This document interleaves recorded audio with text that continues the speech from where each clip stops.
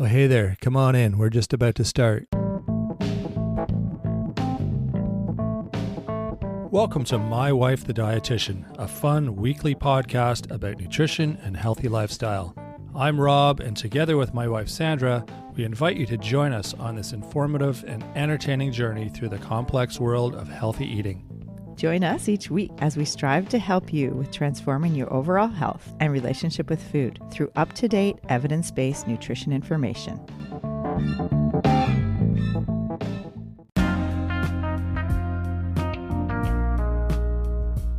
John's stories of cooking for over 150 different celebrities, including John Travolta, Meryl Streep, Lyle Lovett, James Blunt, Alice Cooper, Tom Cochrane, all the way to Twisted Sister, will have you on the edge of your seat and help you understand the importance of feeding people in a nourished way. Well, I don't know what triggered it for me, but I opened a little restaurant and it was a small number of seats, I think 38 seats. I spent a lot of time in the dining room. I cooked their meal and I get to go and see them. And I started to realize something triggered, and I realized that, I'm cooking with these people behind a glass wall quite often, and I don't get to see the dining room. I don't get to see what they're experiencing other than, did you enjoy your meal kind of stuff. But something triggered that I think there was a younger family that were actually discussing their father's funeral. That's a pretty important evening. And I started to realize, you look around the room, there's people falling in love. There's people maybe celebrating, their kid getting an award or graduating. There's other people discussing their father's funeral. I'm invited into their life for some pretty important occasions. I play into their life, whether I like it or not. Food means so much more than just fuel for the body. John's caring and empathetic personality is a cherished bright star in the homestyle kitchen, where he customizes meals and snacks to match elderly residents' cultural roots and brings them back to the earlier, warm memories of cooking with Grandma. Food offers quality of life for people who may not know how to make tea and toast or remember a spouse's name or their former address. Familiar comfort foods can bring back tastes of yesteryears and bygone times. Some key lessons learned from talking with John is the importance of being patient, listening to people, and being flexible and resilient when it comes to creating magic in the kitchen. Tune in to this fascinating interview with one-of-a-kind culinary phenomenon, John Desbiens. Enjoying the show? You can help others find it and enjoy it too by giving us a 5-star rating or review. If you feel like reaching out to us with a question or comment, you can send us an email at mywifetherd@gmail.com. And don't forget to visit our website at mywifethedietitian.com, as well as our social media pages. We're on Facebook, Instagram, and YouTube. Enjoy the show. Welcome to My Wife the Dietitian. Hello, Sandra. Hi, Rob. How's it going? I'm good. How are you? I'm doing well. We've got an exciting interview today. Yeah, John, once a classically trained award-winning chef who had the ego, he says, to match Gordon Ramsay, John recognized his unique role and was humbled with the presence of various personalities, rock stars, and was touring with some, and has come to realize that feeding people is a unique and sacred privilege. Absolutely. Yeah, really neat interview. John Desbiens. Yeah, John tells us stories of his culinary origins, which has led him to become a sought-after chef maestro to rock stars, and eventually a cooking master for residents in dementia care. Yeah, it's a really interesting journey, and it's a really interesting, multiple stories that John tells, but sort of the overall story of where he started to where he ended up and what he's doing now. It's fascinating, and really enjoyed talking to John and hearing all about this. And thankfully you didn't have to cook any snakes for Alice Cooper. Just regular food for him behind stage. There you go. So yeah, stick around. This is a really great interview, and I hope you enjoy it. We'll be right back with John.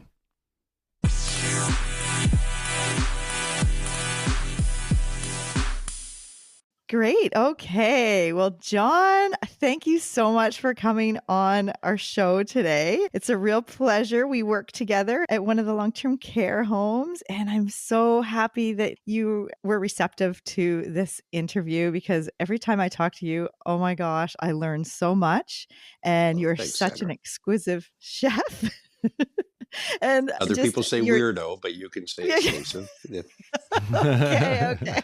Well, the food, I've tasted your delicious food, and you're a wonderful chef, and you cater so nicely to all our residents. And Oh, thank you. basically, we have so much information to share with our listeners today. And there's a little bit about your background that is super interesting. And that's why I really wanted to get you on the show, because every time I talk to you, it's incredible the things I learned. So, anyways, I think some of our listeners probably have parents or grandparents that maybe are in retirement homes or long-term care or at home, and they're starting to get more frail and elderly, and we want to make sure that their nutrition stays up to par, and that they can get the food and the nutrients they need to keep healthy. And that is something that you do so well for our residents, because you're Thank you. such a good chef. Well, they But definitely okay. don't. They don't seem to be losing weight. That's for sure. Oh, that's for That's sure, a good which is test. great. Yeah. Yeah, Yeah, and they it's a love good the food. measuring stick for the elderly folks too, because I find, when they lose their appetite, to me it signifies, a little bit less joy in their life, and maybe not. They're not feeling, they're losing their enthusiasm for life in general. So Yes. if we, keep their appetite entertained, I find they're much more sort of vibrant and, in the moment, and, and enjoying their life. Absolutely. Oh, yeah, that is so true. And, yeah, with the loss of appetite, there might be other things going on that Hmm. we can't really help with food. But, it always kind of is a first red flag, like what's Hmm. going on? This person usually eats, a full amount at meals, and now they're not. But we're getting I want you to tell the listeners, explain who you are and about the interesting people that you've worked for in the past, and who are the people that you help now. And it's all Okay. yours, John. Okay. Thank yous. So I've got 50 plus years experience in the business in all kinds of different ways. I trained originally, in a steakhouse in Toronto back when I was in my 20s. And just by sheer fluke, I was given the opportunity to do a 6-month stage, which is where they'll trade two young chefs. So somebody from New York traded for me, and I got to do 6 months cooking in a really unusual, for the 70s, it was a fusion style restaurant in Manhattan. Oh, So I fun. got exposed, I went from an old school steakhouse where everything was very traditional, and I'm classically trained in French and Italian food. So, very, very traditional, Yeah, yeah. to a fusion restaurant that was owned by a Persian family, quite a well-to-do Persian family that obviously had a lot of travel in their history, and they brought it all into this little restaurant called the Gourmet Garage. And I'd never heard of fusion. I don't think most of the people, in my world had heard of fusion cooking in the 70s, but there it was. And so it opened my eyes to a lot of things and a lot of flavors, and, just thinking and treating food and all the ingredients, very differently. One of the things I learned from that was seasonal. So they had a seasonal menu. They didn't do a tomato salad in December because those were imported tomatoes that were sort of mediocre or whatever. But when tomatoes were popping out of the dirt in August and July, they were at their peak and they were spectacular. And that's when they'd put them on the menu. And And that's what you do now. I know, with our residents, because you are definitely like, just the foods that you cook in spring, summer are much different than fall, winter, in terms of the veggies and the stews in winter, and the soups and the warm foods, mm-hmm. and then the fresh, like pulled carrots in the summer, and the tomatoes, like you said, and the green peppers and all that Yeah. it's seasonal. Definitely. You've taken that nugget for your whole life, it seems, eh? Well, absolutely. And but I find even in my own self, I'm sort of eating stews all winter, and then all of a sudden, the first sign of spring, I'm thinking, "Oh my God, where's my barbecue?" Right away, my Yeah. my brain goes to, "God, I'd like some ribs or a burger or whatever." And I think we're all like that, whether we realize it or not. So yeah, I tend to cook that seasonally still that way. Some of that is, I try to cook with passion, so my own appetite sort of heads in those various directions in various seasons, and I think other people's, whether they're conscious of it or not, do as well. Oh, for sure. I think our brain is tied to, like you think barbecue, you obviously think summer, right? It's just kind of how we're wired. So food definitely plays in the smell of things. If you smell a coconut, you think of the beach, or Yeah, absolutely. Hawaiian tropic. It's funny how our brain works with food. It is, and I think food is definitely. I always think of that scene in Ratatouille, where the food critic sits down and he orders the special and they bring him the ratatouille, and the little clip, you could see his mind. He goes right back to being a little boy, fell off his bike, had an owie on his knee, goes into his mother's kitchen, and she cooks him ratatouille.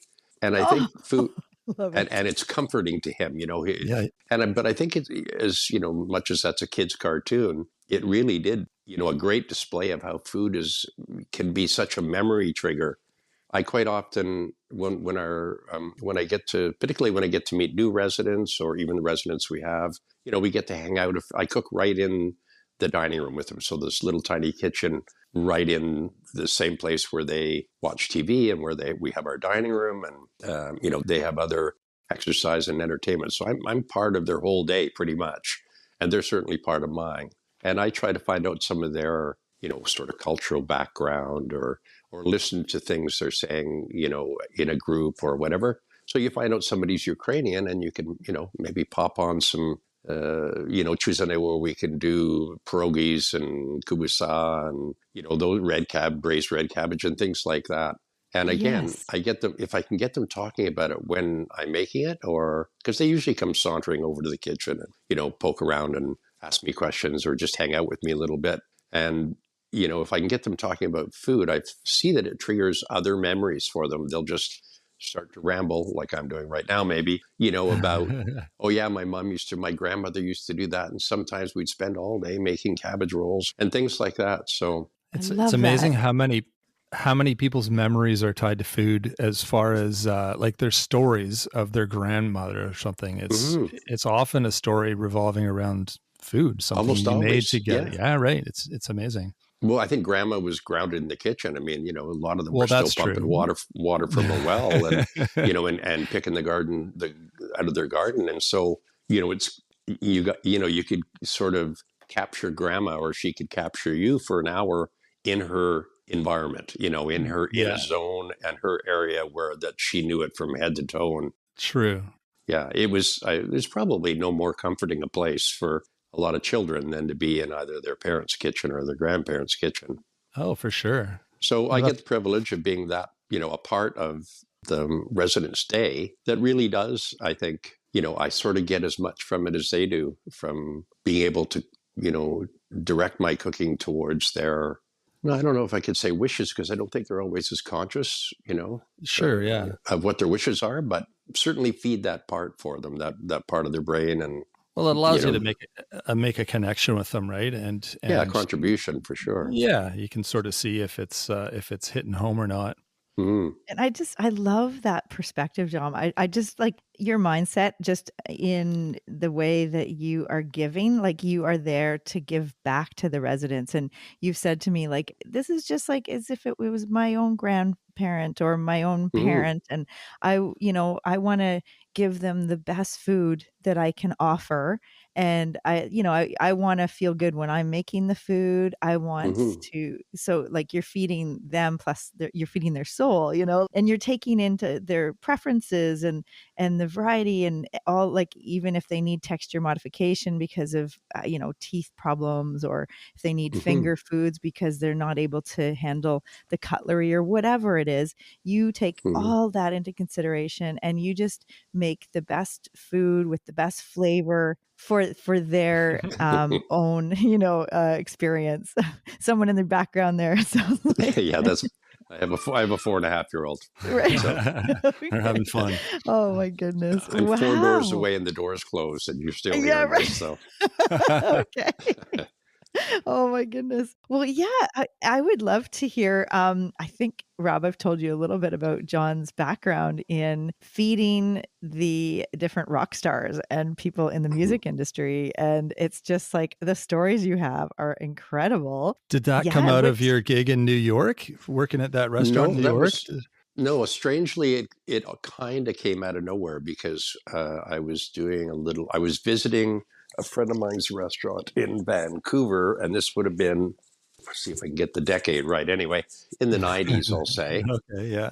And John Travolta was in the dining room with his little entourage, and he asked if they could do tableside, which means you bring out a Caesar salad cart and make a salad table, and bring out the flambe cart and do steak Diane or whatever, Right. bananas flambe or whatever. So nobody, I guess, I was a little bit older than most of the guys in the kitchen, other than my friend who owned it. And nobody there really wanted to do that. And because of my formal training in a steakhouse, I thought, well, hey, shit, I haven't done this in a long time. So yeah, I'll do that.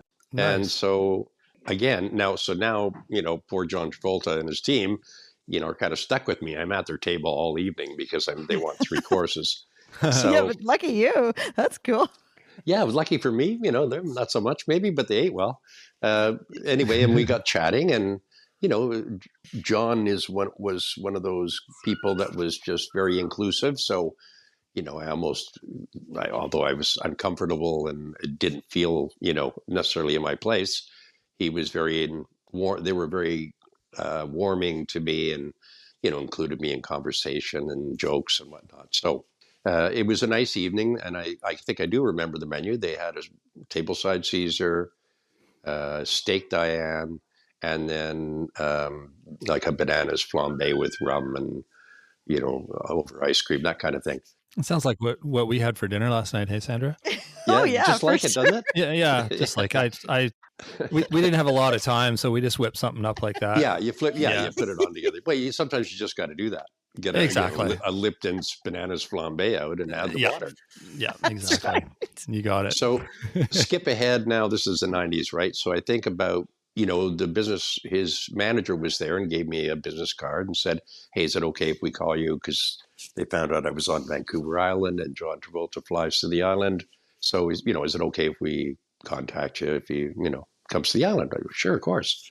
So I don't know how much longer, maybe 4 or 5 years, something like that.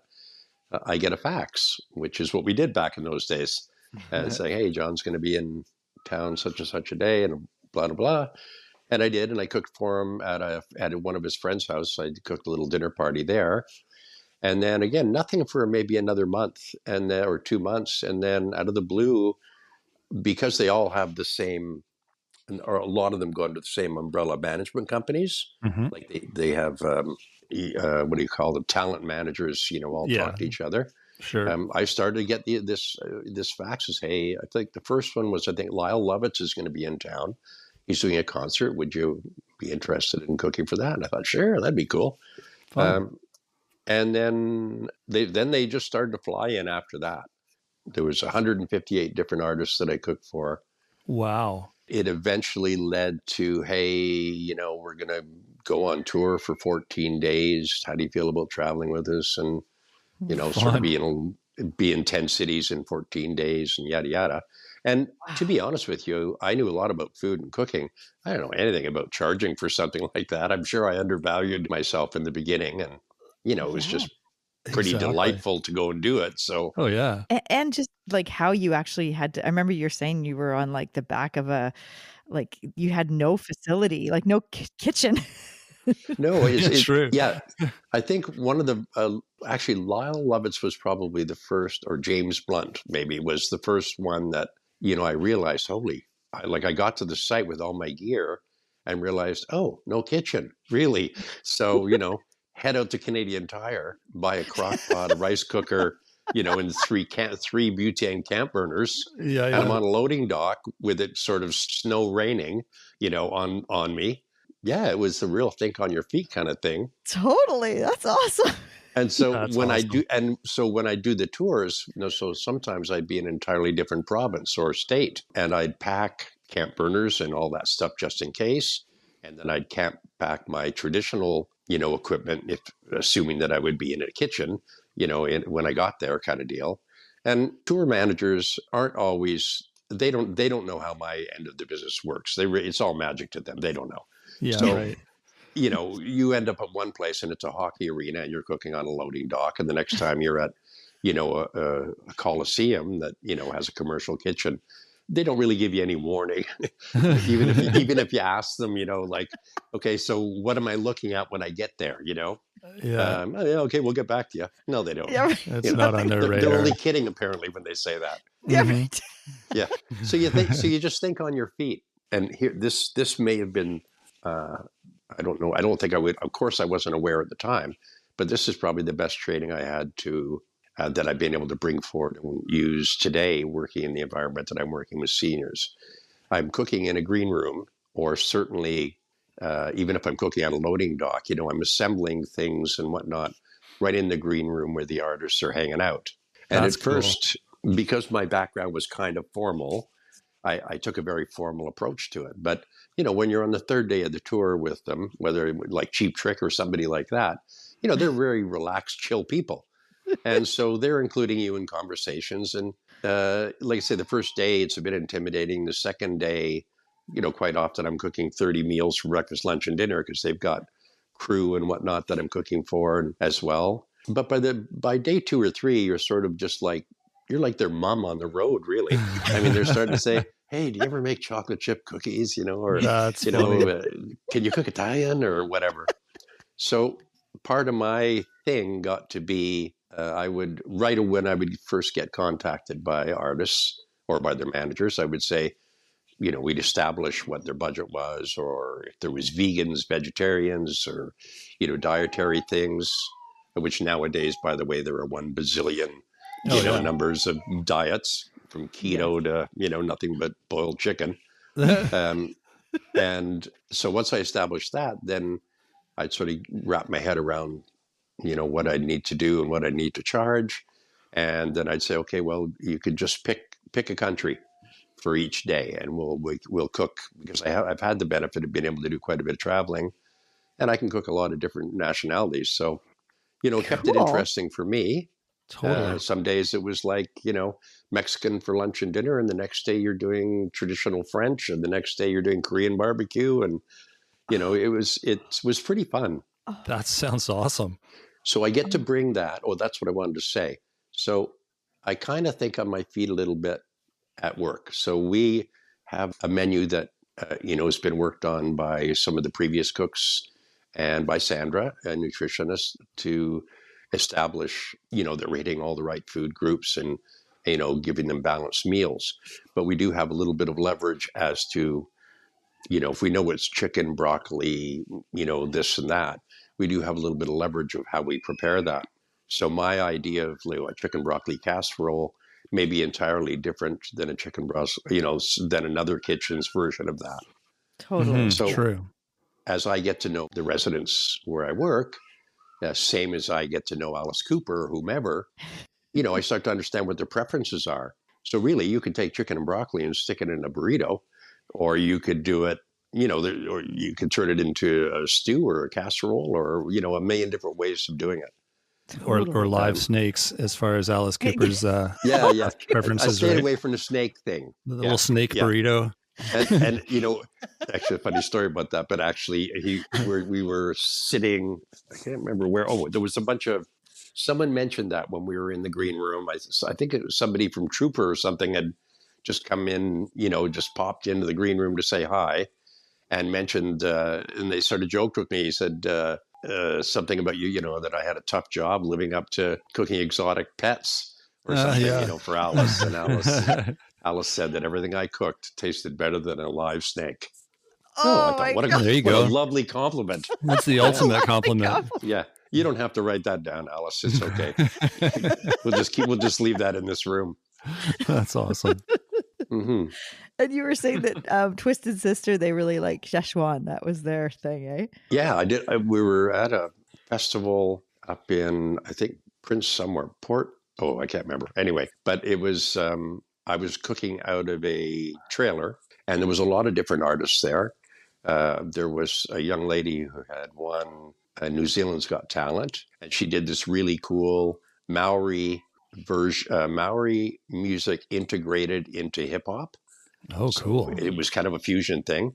Totally. And so she was on, I think there was 4 different stages in this campground. So there was like a DJ one and, rock one and hip hop one and all that. And so, what's his name? Snyder, the lead singer of Twisted Lee Sister. Snyder, wasn't it? Or D. Yeah, Snyder? D. Snyder, yeah. Yeah. Who, by the way, is built like Arnold Schwarzenegger or Really? Schwarzenegger, whatever his name. He is so, I've never seen it. When he took his shirt off on stage, I thought he was wearing one of those fake T-shirts you can put on so you look like I got a 6-pack. Like, I've never seen anybody built like this in my life. Anyways, that's another story. But so this young lady was performing on her stage with their hip hop Maori stuff. And there was another band just before that, I think, that got Dee Snider's attention, that was called Dublin to Delhi. And they were half of an Irish band and half of an East Indian band. Nice. I don't know if you've heard them, but they're really talented. I bet. Yeah, that's neat. And so they do this sort of Indian traditional music, but again, it's more sort of fused into U2 kind of style music. It was really very cool. Oh, interesting. So Dee Snider got his attention. Sorry, that's my daughter. And he was like really enjoying their show. And then he was told, hey, you should see this band. And just after that, the young lady from New Zealand got on stage, and she had a little 1-year-old with her daughter. And so she was not strapped to her back. She had to hand her off to somebody. So she handed her off to me. So I was hanging on to her daughter, and Dee Snider is sort of right beside me, and he's watching her show, and he's really kind of blown away. And then I think, holy shit, this isn't very good. I got a baby on my back. I got to go cook. So I just let the girl's manager know, look, the baby's with me. I'll be in the trailer because everybody wants to eat, and I got to make this happen. That's funny. At the end of the show, they came to the trailer. I'd already served, I think, crispy ginger beef a meal before to Dee Snider. I think when that was maybe their landing meal or something when they arrived. And so they ended up in my trailer, and he was like, "Can you teach me how to make that?" So now I was cooking meals for, 80 people. That was an entirely different menu, and teaching them how to do crispy ginger beef with the singer from New Zealand and with her baby strapped to my back. So now, because, I'm shooting flames in this trailer. So I'm standing back and telling them what to do. That was an interesting couple of moments there. No doubt. Good news, nobody died. Everybody ate. That's too funny. The baby grew up to be somewhat normal, Yeah, in that environment, even, right? Oh, my God. Mm-hmm. Oh my God, that's hilarious. Oh my gosh, that's so true. I mean, it's amazing. Like, just with watching you cook in the place that you work with the residents, it's a home style kitchen where Mm-hmm. the residents can visually see you cooking. They can smell your delicious food cooking. It's amazing because I think it's so different than a lot of there's a lot of long-term care places where the kitchen is kind of like hospital style kitchen, like it's a facility style where it's like no one can go in, it's like locked, and residents definitely can't go into the kitchen. But this place, it's so nice because people can watch you cook, they can smell the food, it actually helps with their appetite because they're watching For sure. and the aroma, and just you're so friendly and just chatting with them. You're not like trying to like get away from them or like Not some at all. people would be No. like, I just do my job. I don't want anyone talking to me. And I mean, that's fine. And if that's the way you are, you wouldn't thrive in an environment in this kitchen like you do, because it's such a perfect atmosphere for the style of cooking with your history of having all these different people kind of interacting with you as you're cooking. And I think it's like you are thinking on your feet constantly. It's amazing. Well, it's honestly, and I'm not saying this for any other reason other than it's true, but it really is, I think when I was a younger chef, I got an ego. You start to win a couple of awards, and all of a sudden you get this ego. And then you get put into positions maybe in kitchens where you've got a lot of cooks and chefs and young, maybe a lot of them younger or less experienced. And, there's always this drive from the accountant, to make sure you're running your costs as well. So you get a fair amount of pressure. And I won't say that I was ever a Gordon Ramsay, but I might have been close. When I Mm. was 30 something, I had an ego and I had a lot of pressure and, I had a lot to prove to the world or whatever. Well, at some point you kind of get over that. You just realize that, well, I don't know what triggered it for me, but I think, look, I opened a little restaurant maybe, so I was about 35 or 38 or something like that. And it was very intimate. It was a small number of seats, I think 38 seats. I spent a lot of time in the dining room. I cooked their meal and I get to go out and see them, not every customer, but as many as I could. And I started to realize something triggered, and I realized that, I'm cooking with these people behind a glass wall quite often, and I don't get to see the dining room. I don't get to see what they're experiencing other than, did you enjoy your meal kind of stuff. But something triggered that I think there was a younger or a family, maybe not younger, but younger than I am now for sure, that were actually discussing their father's funeral. So that's a pretty important evening. And I started to realize how you look around the room, there's people falling in love. There's people maybe celebrating, their kid getting an award or graduating. There's other people discussing their father's funeral. I mean, I play into their life, whether I like it or not. Mm-hmm. True. I'm invited into their life for some pretty important occasions. And that can be as simple as finally being able to scrap, $50 together to go out and get a babysitter and go out for the first meal, since the baby's been born with your wife.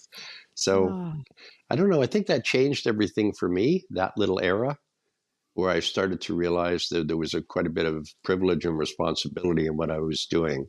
And it really wasn't just all about me and my food and my ideas and woohoo, look at me, that it was really much bigger than that.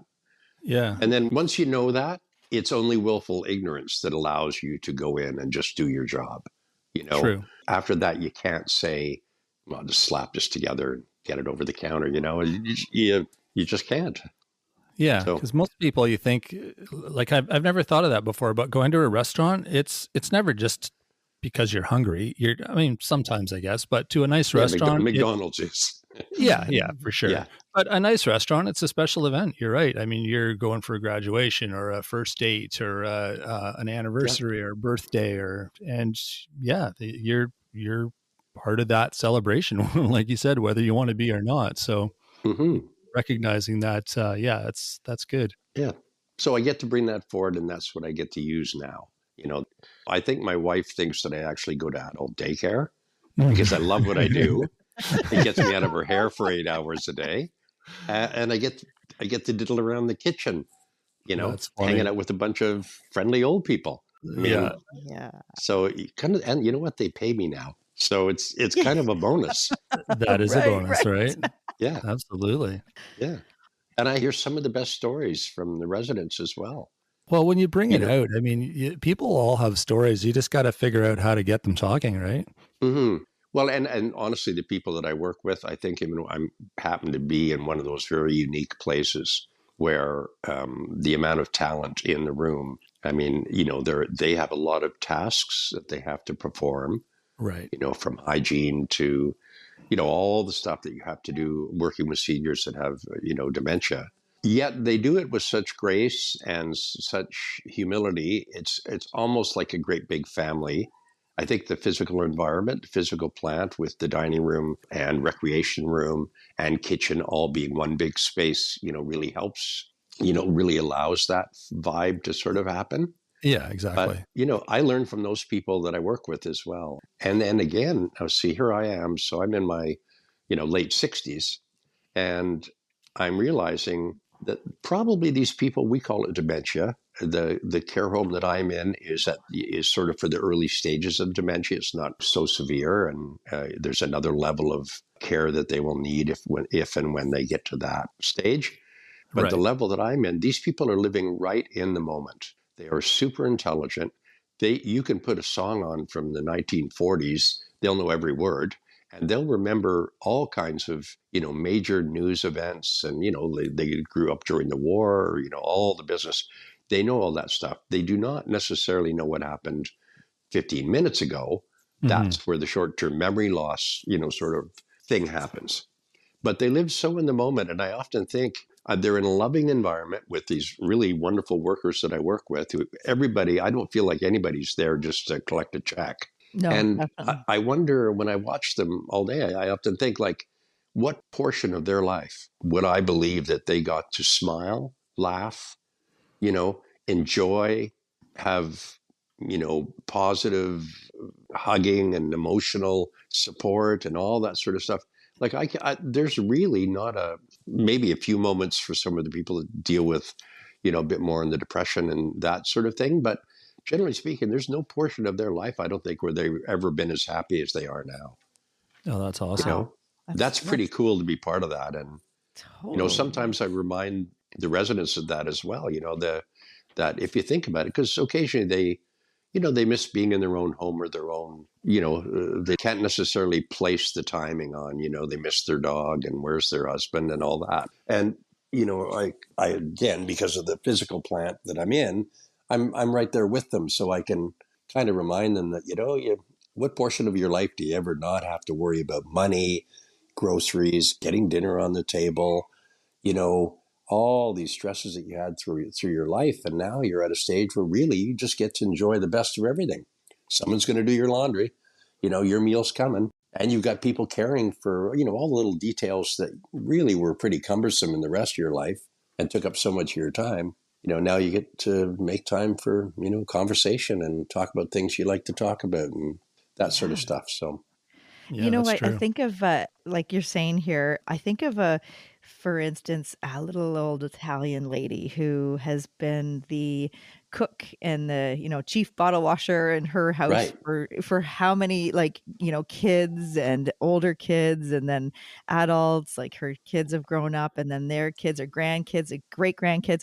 And she's always like set the table and done all the meals. And then now she's she's admitted to this care home, and it's a little bit of adjustment because for her, it's like her identity was tied to the act of giving with food. Of course. Yeah. And so that's a bit tricky. I bet, I think there's they do activities where there's baking and stuff like that. But Yeah. I wonder, what do you see with people that are kind of having to make that transition in their life at this stage?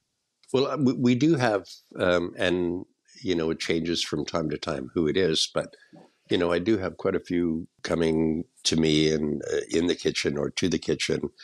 And, is there anything I can help you with and this and that? And, what I try to do is, because it wouldn't be safe, first of all, I've got a lot of, I've got 2 ovens and 4 burners and dishwasher and, I make a bit of a mess when I'm slicing and dicing. So I can't really have them in the kitchen, but I get them to share their ideas with me about food. So they stand on the other side of the counter and, they'll say, oh, can I help you with something? And I say, I think I'm okay right now, but, what was your favorite thing to cook? And then we'll get talking about it.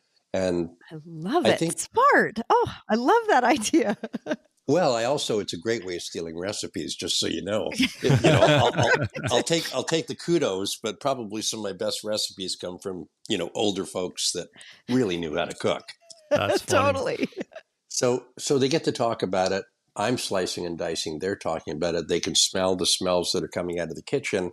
And so I feel like maybe they are, by the end of that conversation, they are feeling like they have been a part of it. Mm-hmm. And like we had an older lady of German descent, and as her dementia increased, things got a little rougher for her and she really became a little bit more lost. And so we knew we were going to lose this lady to go to the next level of care. And her daughter, a couple of her daughters were really good about coming in all the time. So this lady was having a particularly difficult day and her daughter came in to sit with her and, sort of comfort her. And so I asked her, what's your mom's favorite dish? Because if nothing else, I wanted to make sure, again, I know they won't remember it and it really doesn't matter to me if they do or they don't, but I'd sure like to put a smile on their face. If I can, they're living in the present and if I can give them something that triggers a memory or makes them smile, then that's the bonus for me. For sure. So it turned out she liked, there's a German plum cake. If I looked it up, the name goes on forever and it has a bunch of Z's in it. So I don't know what it's called. But anyway, I looked it up, found it, and it had a bunch of Zeds in it. Sure enough, I found the recipe, and it was plum season. So I was able to make plum cake, German plum cake for dinner. And I invited the daughter. I said, if you're able to come back, because she lives fairly close, come back and maybe the next day, and I'll set you up a little table where you can have tea with your mom and have the cake again, because can't really stay for dinner while there's the other 15 residents. There's a lot of organizing to go on with them. Yes. So sure enough, she did, and that day, the mom was taken to the next level of care. So again, it makes me feel pretty good that I got to do that. And the daughter came in while they were packing up the mom's room to take her to the next level of care. And, I set up a little area where they could have tea in a couple of fancy teacups and the German plum cake. Again, it doesn't really matter to me that the mother won't remember that. They chatted. The mother talked away in German, and I have no idea what they were talking about. But they chatted, and they had a tea party, for a half an hour, or 40 minutes or something like that. Nice. And I got to be a part of that. Right on. What a privilege, eh? Like those What a special privilege. moments that, like you're offering them comfort and some, memories of the past, and you get to be a part of that, that moment for them. Oh, that's amazing, John. I just love that. Oh my Well, again, it is a privilege, right? And I now know Yeah. how to make German plum cake. Just so you know. There you go. Right. I mean, I'm not bragging or anything, but I did steal another recipe without anybody noticing. Awesome. So what's the craziest request you've ever got food-wise? I've seen some of those crazy riders. Well, like Spinal Tap. The no and all green yeah. M&Ms, like Yeah, that stuff.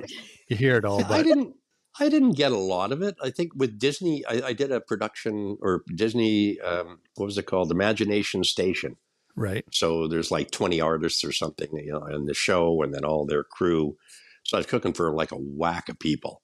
I think it was like 40 something meals each meal. And I was cooking 3 of them by myself.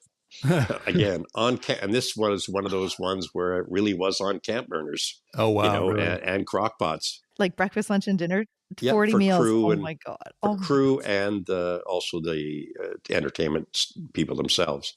That's where and Meryl Streep was, right? I think Meryl Streep. No, Meryl Streep was in Vancouver doing a movie with James Woods. That's where I cooked for her. Oh, okay. Sorry. That was a different gig. That was one of my really early ones. But this one was not as early. And but you asked me about strange requests. It wasn't so much strange requests, but my God, every dietary concern. I mean, it just, the email that came back to me just went on and on. Like, I had people were allergic to shapes, for God's sake. Like, we'll eat spaghetti, but we'll not eat penne. Like, Oh my you're God. allergic to a shape? Really? Is that a thing now? I don't know. But That there's is like funny. gluten free, and I don't like Asian, and blah blah blah. You name it. Like, it was just, it made my eyes burn. So Yeah. I think what I decided to do was just make like 200 different things, because surely to God, someone could, everybody could eat one of them.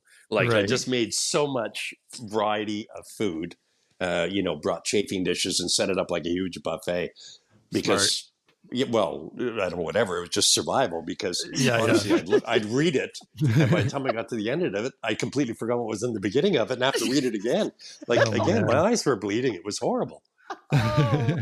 So that's the strangest one. I'm sure there was other weird stuff, but that Yeah. one was, from a chef's perspective, virtually impossible to win.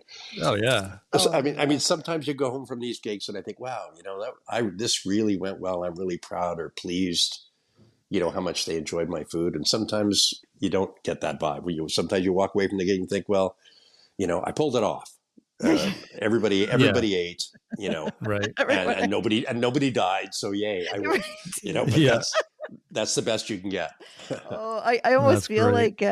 like in 20 years, I feel sorry for the chefs of long-term care homes, 20, No 30 kidding. years. Oh my gosh, just with all of the, like you said, I mean, it sounds like it was a younger the Yeah, imagination station, like a younger it crew, it like was. stars. Yeah, Yeah. yeah. And if they carry that on into their older years, which I'm sure people will, it's just an Yes. interesting, we're going to see some really challenging Dynamic. dietary. Yeah, yeah, for sure. Oh my gosh. Well, I think that's one of the beautiful things about working with the people that I get to work for now is that this is a generation of please and thank you and Mm, oh, you're so kind, and mm, we really enjoyed dinner tonight. Thank you so much. Like mm, this is the last generation, or hopefully my generation. mhm, mhm, Is going to hang in there too, but we're not going to see that coming up.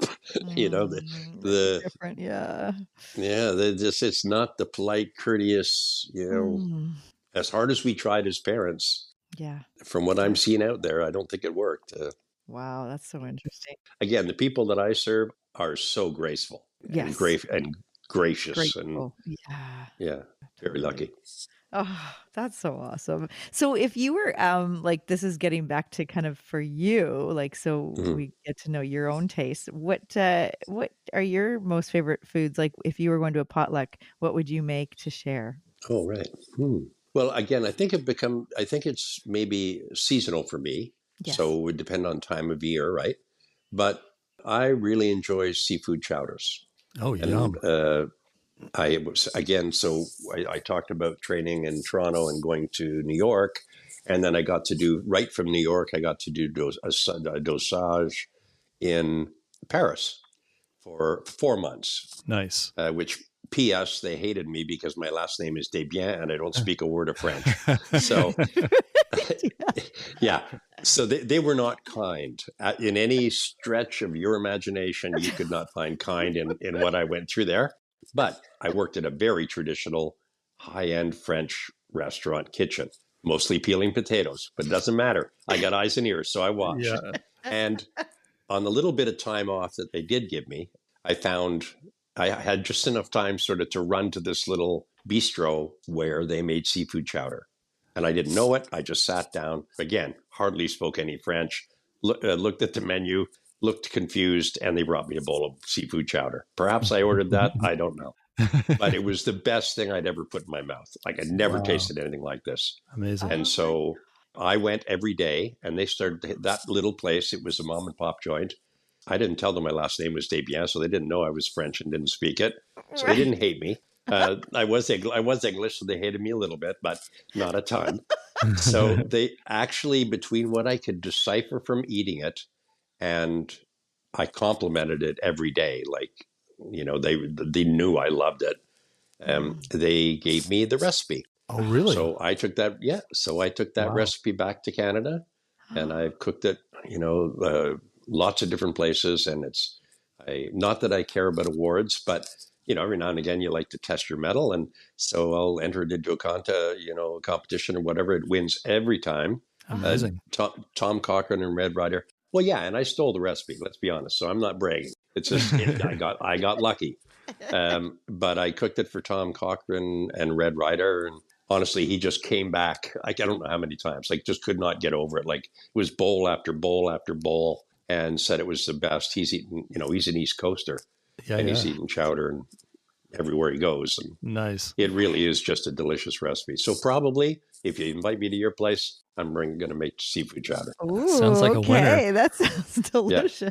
No doubt. it's a It good one. sounds almost like there's an element of maybe it was a comfort food for you because you were working so It hard in the was. back of the kitchen and you weren't feeling the love and you weren't feeling Oh, not at all. no, and then you went and you ate, No, I you was had a sleeping with break one and eye open. yeah. Yeah. Sleeping with one eye open. Yeah, I was not feeling loved or cared for in any stretch. So you had that seafood chowder and it just was like comfort. It was so tasty. And then Hmm. now when you have it, it brings you back to that feeling of, oh, like finally I can have some Absolutely. peace and just like, yeah. Oh my God. Yeah, and I have to say I wasn't particularly familiar with that kind of seafood chowder when I ordered it. Again, I think I ordered it by mistake. I can't remember, but it wasn't even like I thought I was ordering comfort food. But this it was just so just filled you up. It like was Perfect. culinary heaven for 20 Yeah. minutes. Culinary Nice. heaven. I love it. That's a good title for something. Like For a a book. Yeah, for it a is. cookbook, Culinary heaven. a little recipe book, There you Yeah. go. or your Was the kitchen. seafood chowder, You should, was you it should get a pink? sign made for your kitchen, John. I agree. Yeah, there you go. Culinary Should. heaven. Culinary I might heaven. just do that. Maybe That not with is, the older people, though. I don't know if that word is. Oh, yeah, You know, yeah, that's true. they may be like, That's right. oh, Take your maybe, time. maybe not. Yeah, I take your love time. this. No Yeah, rush. yeah. Is the seafood, is it like, is there salmon in it? Like, is it pink? It starts with Sandra's trying to clams. steal your recipe, by the way. Yeah, No, I'm not. listen, I just I'll want give to it to you. picture. Okay. I'm just, It starts with a clam stock. So basically, bacon, onions, sear it all up, get it cooked where you want it. Then add a ton of butter. Then add all the mirepoix and potatoes and cream. And tarragon is the magic ingredient. There's lots of garlic in tarragon. And then you basically simmer that off till it gets to the texture that you want. And then you cool it right down. You cool it down as quickly as you can. No fish in it other than the clam stock. And then when I decide to serve it, I just reach into the fridge and with all the raw fish I can get my hands on. So mussels, clams, prawns, salmon, black cod if there's some, all live or at least raw. Yep. And then I bring the stock up to simmer again, and I put the raw fish into the stock so it actually poaches in the cream and the garlic and the bacon and the blah blah all together. And you put the fish in the order of sort of doneness. So salmon is going to cook boom like that. Prawns are going to cook boom like that. I generally put the mussels in first because when they open, then they're cooked. And you can throw the salmon and the prawns in right after that, and they'll cook within 2 minutes, kind of deal, or something like that. So the mussels will still be nice and tender, and the other fish will be cooked the way it's supposed to be, not boiled. To a Right. lot of chowders, the fish is so overcooked. Yeah. Because it sits there So all that's the day. trick. Find a good stock that you like to make, and make that the base, the stock. And then before you serve it, just put in whatever raw fish you can get your hands on, and poach it in the cream. Smart. Poach it in the stock. Yeah. Wow. That's like your dad, Rob. Rob's dad is in his 90s, and every time they go out to a restaurant, he always gets seafood chowder, and I bet loves that it, sounds yeah. like this one would be like the best The one. tasting one ever. The one, The yeah. one, yeah. That is Yeah. incredible. Well, it certainly is the one for me, and it's the one that, like I say, I've got a lot of undeserved awards for it because it wasn't my recipe. But I'll write it down. I'll write it down for you, and it's so simple to do. It's like a lot of good cooking is just a bit of patience, right? Sure. Yeah. And you can actually make that stock and put it in a Tupperware container and stick it in your freezer, or in a Ziploc freezer bag in the portion size that you want. And then when you get to see your dad, like go to the grocery store and pick up some prawns and some salmon and some mussels or whatever, and put the pot on when he gets there and throw the fish in. You'll be delighted. Oh Nice. my God. Sounds so amazing. The tarragon was fresh or was it dried?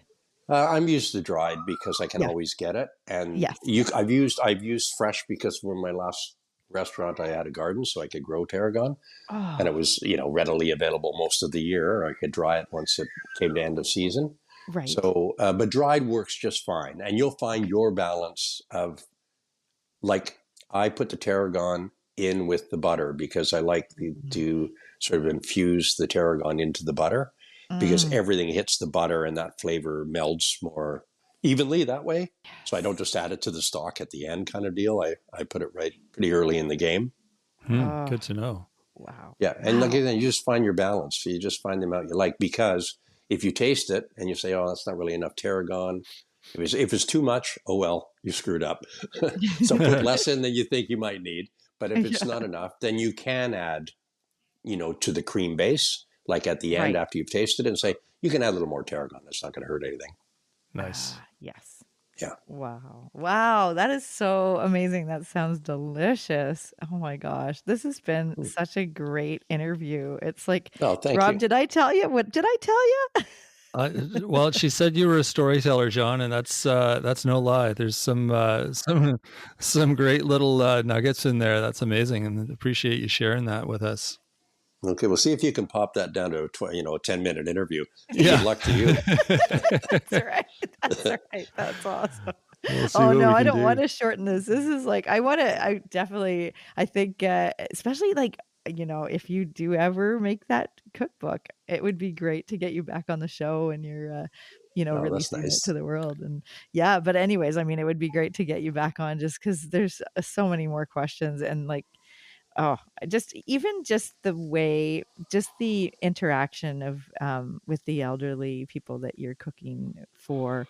I just love listening to you talk about that because there's just so much love and caring in that, in that relationship. And I think it's Hmm. so important because, in long-term care, the food is one of their only pleasures in life They left. look forward to it all day. You're right. Yes, yes. And honestly, the more you give, the more you get. That John Lennon said it a Hmm. little better than that. But, you know, the greatest gift to yourself is to be able to give love. It Yes. absolutely is. I think when you do somebody a favor, okay, you did them a favor. Look at you. Aren't you amazing?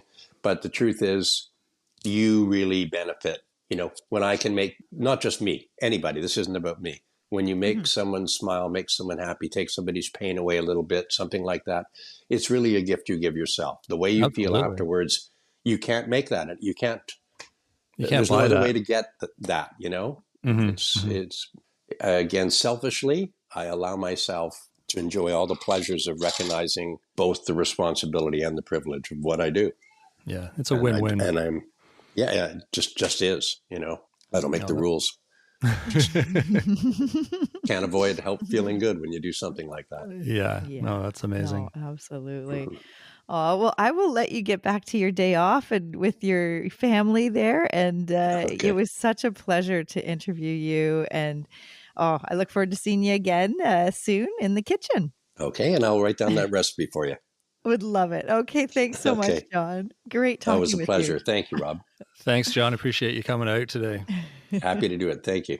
All right, cheers. Okay. Cheers. I think that was probably one of my favorite interviews.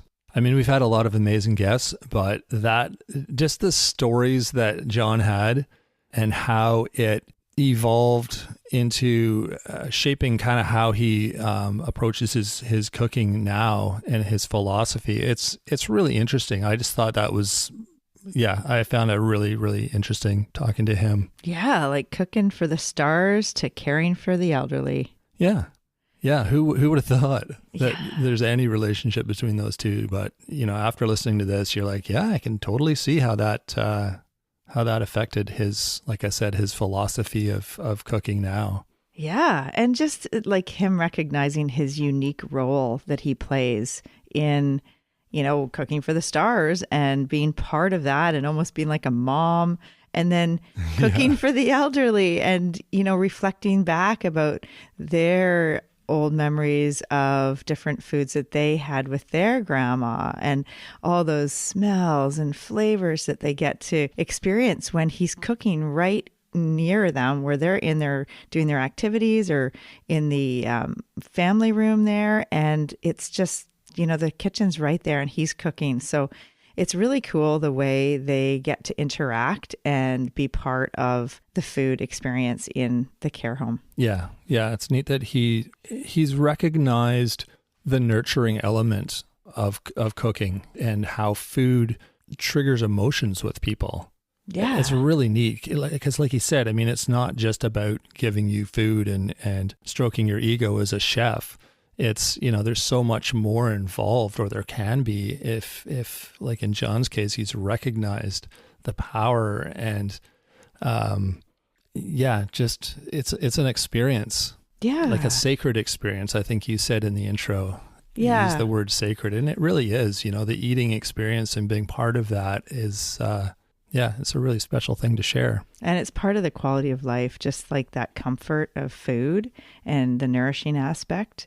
And I think the take-home message I got from this interview, other than the amazing stories and all the images I have in my mind of the stories he told, was just the patience that you have around people when you're preparing food for them. I mean, it can get pretty frantic or exciting in a kitchen or urgent, when things are cooking at different paces. But if you have patience and kind of just, he's so resilient too in terms of flexibility and grace and being a MacGyver, kind of thinking on his feet in terms of, trying to cook a big meal and having a lot of distractions. And I think that plays into the perfect role he has in this home that he's cooking right in the kitchen where the elderly people are. And it's all part of it. I mean, his experience on the road, traveling with the bands and having to set up kitchens on loading docks. I think it all plays into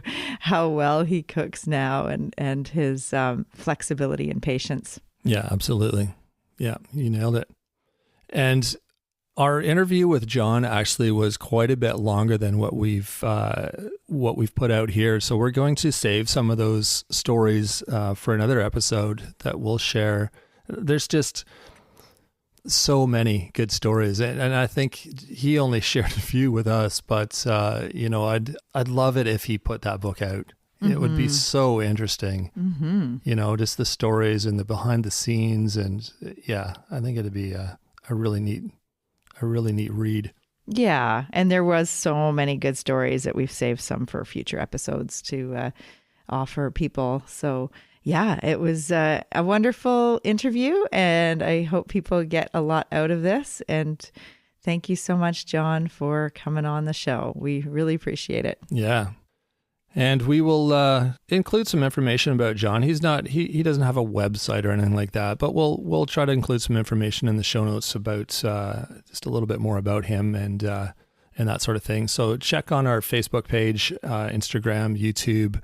We'll all have links there to this show as well. And like I said, some information about John. And the nutrition nuggets this week, we are going to do giving at Christmas and what types of non-perishable food items and other gifts you can give for the food bank to give back to your community. Great idea, because I think there's a lot of probably the wrong foods that people are getting rid of. And I know when they come knocking on the door, I just grab the first thing that I can. And sometimes it's like not the best idea for where it ends up. So we'll give you some tips on what you can do in that regard. And then we have some more interviews coming up, really amazing, incredible people to look forward to. Don't forget to rate and review the show. We always appreciate that. We do have a few new reviews rolling in, so thank you for the people that wrote those. And don't forget to check out our social media pages. We're on Facebook, Instagram, and YouTube. You can leave reviews there as well. You can contact us through there, message us, leave comments, all that sort of stuff is all great. You can also reach us through our email. That is mywifetherd@gmail.com. Or you can connect with us through our website at mywifethedietitian.com. So I think that is it for this week. I hope you enjoyed the show, and we will talk to you all on Wednesday. Thanks for joining us today on My Wife the Dietitian. If you like what you heard, don't be shy. Leave us a comment or review, and be sure to share our podcast with your friends. If you'd like to hear more, hit that subscribe button. You can also follow us on our social media pages for updates, episode trailers, and other odds and ends. For more info and links on what we discussed on today's episode, check the show notes. We'll be back next week with another informative and fun-filled episode.